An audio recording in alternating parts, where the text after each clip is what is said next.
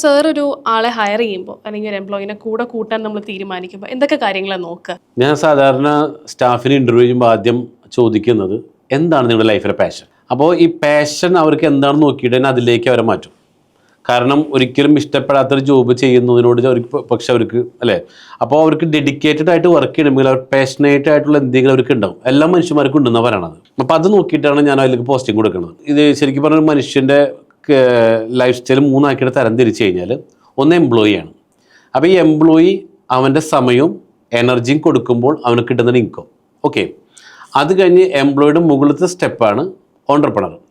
ഇവൻ്റെ കയ്യിൽ പൈസയും സ്കില്ലും ഉണ്ടെങ്കിൽ കിട്ടുന്ന സാധനത്തിന് വിളിക്കുന്ന പേരാണ് ലിവറേജ്. അങ്ങനെ ബിസിനസ് ചെയ്ത് പൈസ ഉണ്ടാക്കി കഴിഞ്ഞാലോ പിന്നെ അതിൻ്റെ മുകളിലത്തെ സ്റ്റെപ്പ് ഇൻവെസ്റ്ററാണ്.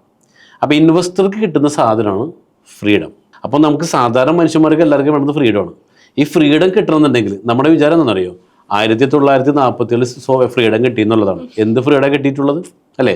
ഫ്രീഡം എന്ന് പറഞ്ഞു കഴിഞ്ഞാൽ നമ്മുടെ ഇഷ്ടത്തിനൊത്ത് എല്ലാ സാധനങ്ങളും വാങ്ങിക്കൊണ്ട് എൻജോയ് ചെയ്ത് ജീവിക്കാൻ പറ്റണ്ടേ? ഇപ്പം എന്ത് ഫ്രീഡം ഉള്ള നമുക്ക്? അപ്പോൾ ഈ ഫ്രീഡം കിട്ടണമെന്നുണ്ടെങ്കിൽ, ഫിനാൻഷ്യൽ ഫ്രീഡം കിട്ടുന്നുണ്ടെങ്കിൽ ആദ്യം ഒരു എംപ്ലോയി ആയിട്ട് ഇരുന്നു കൊണ്ട് അവനക്ക് ലക്ഷ്യബോധ്യം ഉണ്ടാക്കി കൊടുത്തൊരു ഓണ്ടർപ്രണറാക്കി മാറ്റാം അല്ലെ. പൈസ സേവ് ചെയ്യേണ്ട അതിൽ എത്തണമെന്നുണ്ടെങ്കിൽ ഒരു ഓണ്ടർപ്രണർ ആവണം, പൈസ ഉണ്ടാക്കണം. ഇപ്പോൾ നമ്മൾ പറയാറുണ്ട്, what is the real purpose of business? എന്തിനാണ് ആൾക്കാർ ബിസിനസ് ചെയ്യണത്? അറിയോ എന്താണെന്നുള്ളത്? ഇല്ല.